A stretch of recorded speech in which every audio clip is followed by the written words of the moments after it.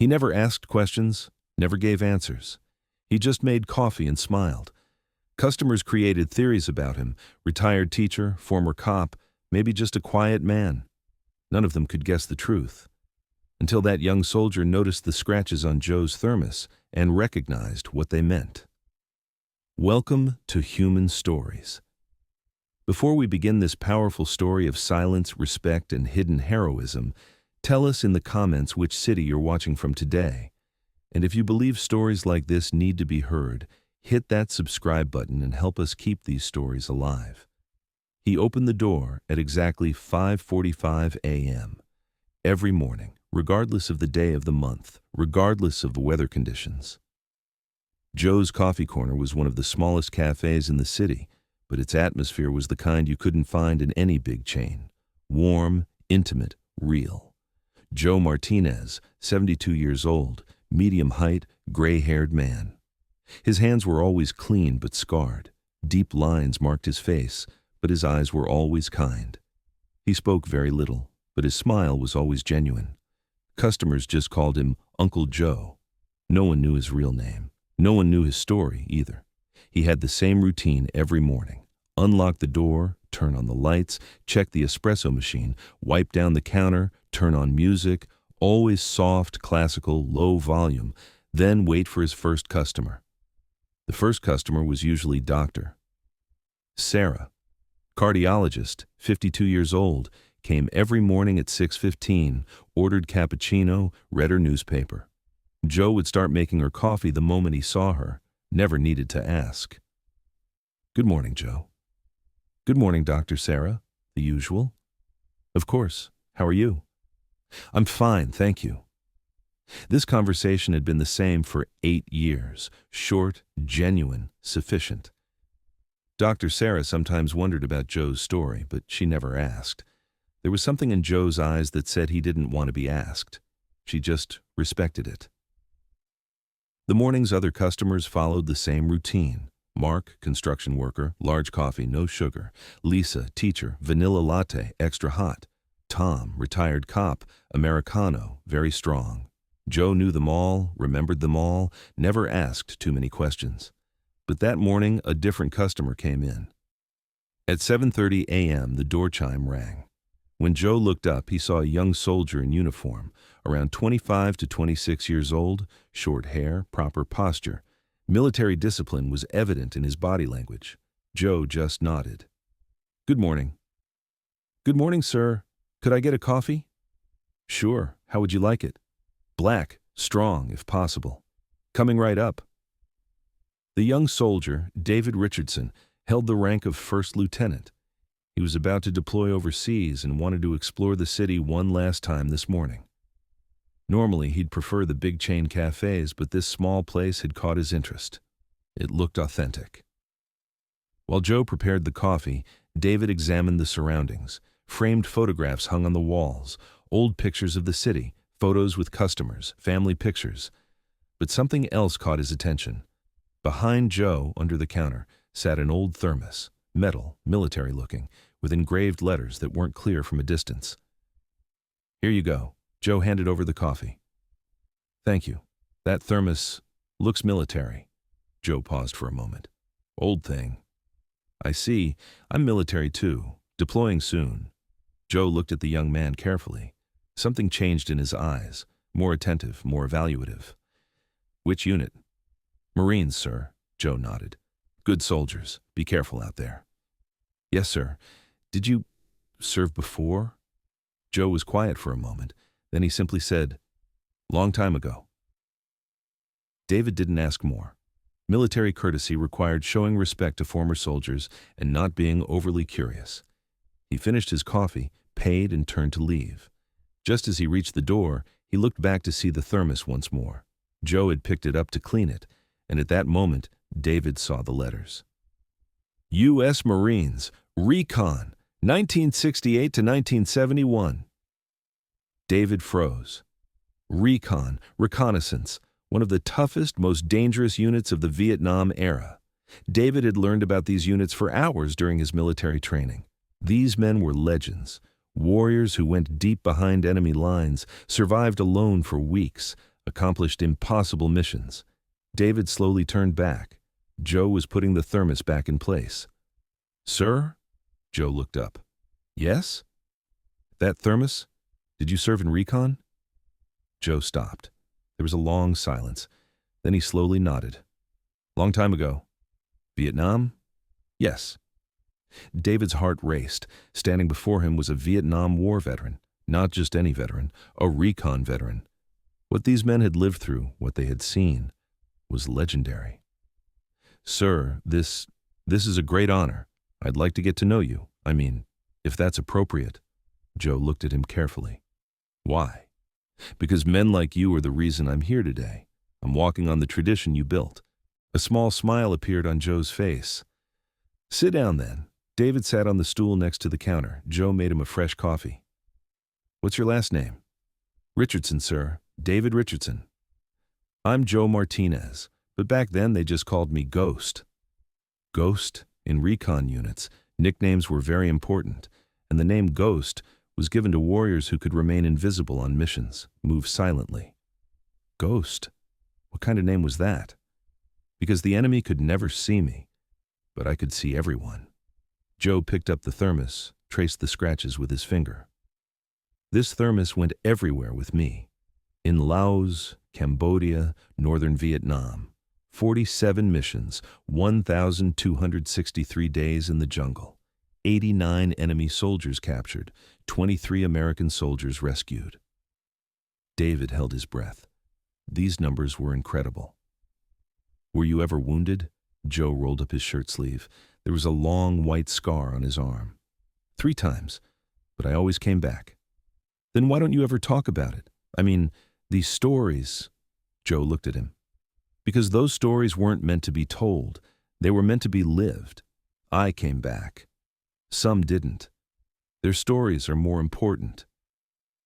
David hadn't expected to hear this answer. Humility was one of the most important military values, but he'd never seen it at this level. "Sir, with your permission, would you tell a story? Just one?" Joe thought for a long time. Then he put down the thermos. "Okay, but just one." "It was 1970, on the Laos border, in a place we officially weren't supposed to be. My team was 4 people, me, Rodriguez, Thompson, and Miller. Our mission was simple: track enemy convoys, report, don't engage. But on the 3rd day, everything changed. We got a coded message on the radio.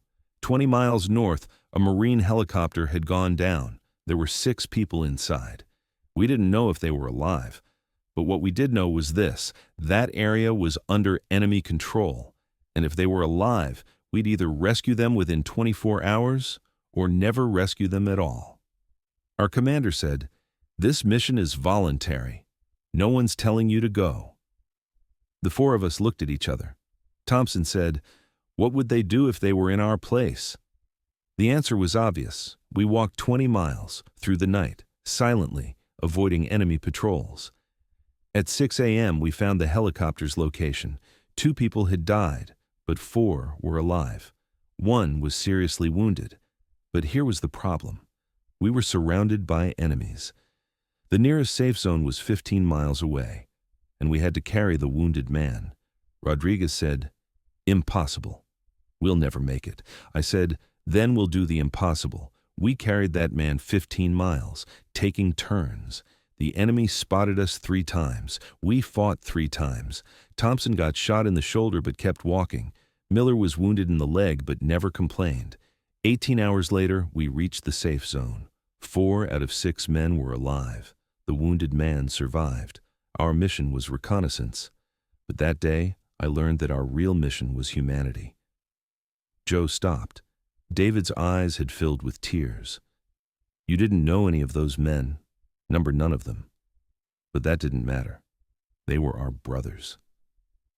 David had finished his coffee but wasn't thinking of leaving. The story Joe told couldn't compare to anything he'd read in textbooks. "Sir, did you receive any awards for this story?" Joe smiled. "Awards? Coming back alive was reward enough. But you must have received something. Bronze Star, Silver Star." "David," Joe stopped. "Some things belong in display cases, some belong in hearts. I prefer the latter." David didn't give up. His military curiosity was overwhelming. Do you really not have any medals? Joe paused for a moment. Then he pulled out a small box from under the counter. Inside were several medals: Bronze Star, Silver Star, Purple Heart, and Medal of Honor. David's breath caught. Medal of Honor, America's highest military honor. Every soldier knew what this meant. Sir, is this the Medal of Honor? Yes. For which mission? 1971. Cambodia. 23 soldiers rescued. Alone. David stood up, came to attention, and saluted. Sir, it's an honor to breathe the same air as you. Joe returned the salute. Thank you, son. David sat back down. He had hundreds of questions in his mind. Sir, forgive me, but I don't understand. You're a Medal of Honor recipient. You're one of this country's greatest heroes. Why are you here, working in this small cafe? Why don't you ever tell anyone? Joe put the medals back in the box. David, let me tell you something. True heroism isn't loud. I received those medals, yes. But the man who received those medals, that young soldier, those wars that stayed there. The man here is just Joe, just a man who makes coffee. And that's enough for me. But shouldn't people know? Your story, ... My story is mine. But if this story taught you something, then it has been told, David thought. He understood Joe was right, but he also felt this story needed to reach more people. Sir, may I ask you a question? Ask. After the war, did you ever struggle? Adapting, returning to normal life? Joe's face became serious. It's been 47 years since the war ended, but some nights I'm still in that jungle. Some mornings I wake up still expecting radio calls. Some days when I look at this thermos, I can still taste the water from those days. But I learned that making peace with the past doesn't mean forgetting it. It means carrying it without letting it carry you. David was patiently answering Joe's questions, but David was curious about something. Sir, these scratches on this thermos, each one is a story. Joe picked up the thermos. This scratch from my first mission. This one, Rodriguez's birthday. This one, the day Thompson rode home. This one, the day Miller got wounded. David looked carefully. There were hundreds of small scratches. Do you remember all of them? All of them. Just then, the door chime rang. Dr. Sarah had entered. She'd come for her second coffee of the day. Good morning, Joe. The usual, please. Sure, Dr. Sarah. While Joe prepared the coffee, Dr. Sarah noticed David. Hello, are you a soldier? Yes, ma'am, David Richardson. Dr. Sarah Collins. Have you met Joe? He's the city's best barista. David smiled. Yes, we've met. Actually, Joe and I have common ground. Dr. Sarah looked curiously. Common ground. Joe glanced at David while handing over the coffee. His eyes sent a don't tell message. Military matters. David gave a general answer. Dr. Sarah nodded. I see. Joe never talks about himself. I've been coming for 8 years, still don't know his story. David and Joe made eye contact. This moment was very meaningful for David. After Dr. Sarah left, David turned to Joe. Sir, the fact that Dr. Sarah doesn't know your story after 8 years, that's normal, because that story doesn't belong to her. But it prevents her from respecting you. She doesn't know how special you are. Joe stopped. David, respect is earned, not demanded. Dr. Sarah respects me because I treat her well, make her coffee well, I'm reliable. That's enough. But you're a Medal of Honor recipient. Medal of Honor is for something I did in my past, not for what I do today. What I do today shows my character. David had never thought about this perspective. Military training always emphasized the importance of past achievements, but Joe had a different approach. Sir, then may I ask you one last question? Ask. Why did someone like you choose the coffee business? Joe smiled. It was his most genuine smile.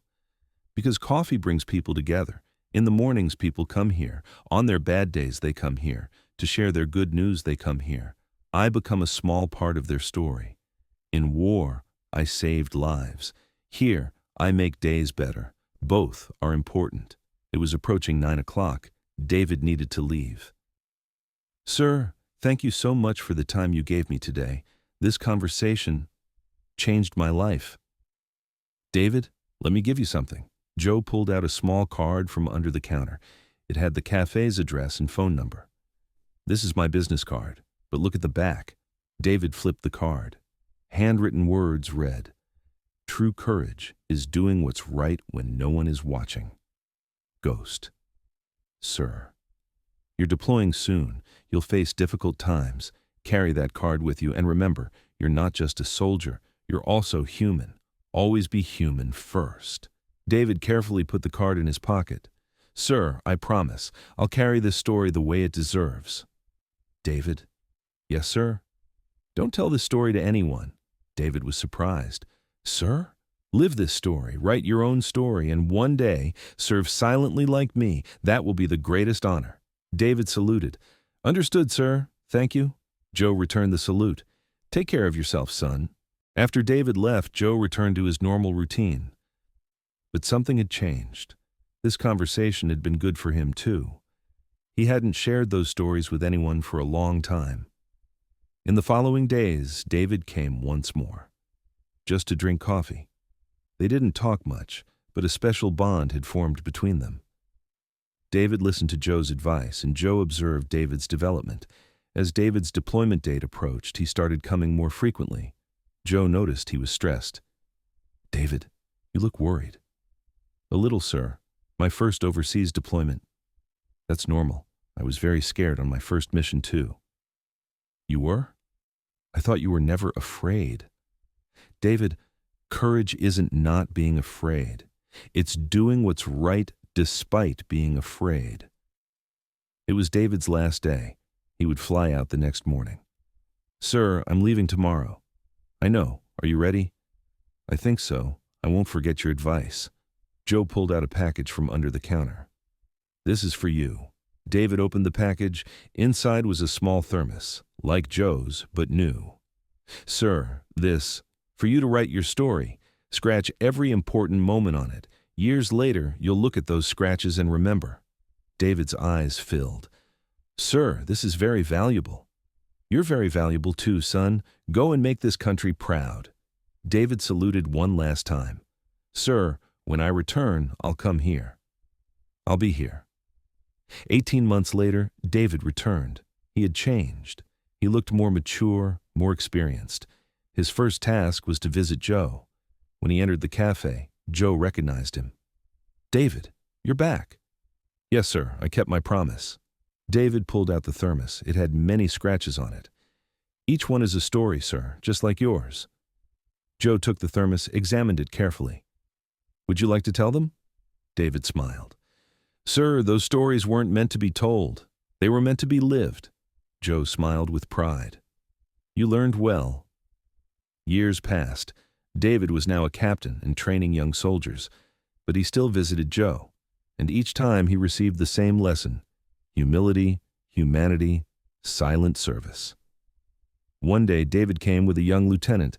Sir, this is Michael, fresh graduate preparing for his first deployment. Joe looked at Michael. Nice to meet you, Michael. Same here, sir. David talked a lot about you.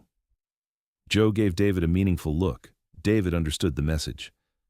Michael, meeting Joe is very important, because he'll teach you not just how to make coffee, but what's really important. What's that, sir? How to be human. Joe was now 80 years old. He still opened the cafe every morning, still made the same quality coffee. But now there was a difference. He also carried David's story, and Michael's, and the other young soldiers they brought. In the corner of the cafe, Joe's old thermos was displayed. Next to it, a small plaque. Some heroes serve silently. Customers would see this plaque and thermos, but most didn't know what it meant. All they knew was that Joe was special. Dr. Sarah still came. Even after 18 years, she didn't fully know Joe's past, but she knew one thing. Joe was special. Joe, I've always wondered, who are you really? Joe smiled. I'm just Joe, Doctor. Sarah. Just Joe. And this answer was always enough, because that's how real heroes are. They serve silently. They don't boast, don't tell stories, don't show off. They just do what's right, every day. Joe Martinez, Medal of Honor recipient, Vietnam War veteran, recon soldier who completed 47 missions. But most importantly, a human being who opens the cafe at 5:45 every morning, serves his customers with a smile, and guides young soldiers. He never asked questions, never gave answers. He just made coffee and smiled. And this was one of the world's most powerful stories. Now I ask you, have you ever encountered someone like Joe? Someone who appeared ordinary but was actually extraordinary? Share their story in the comments. Because here at Human Stories, we believe in never forgetting silent heroes.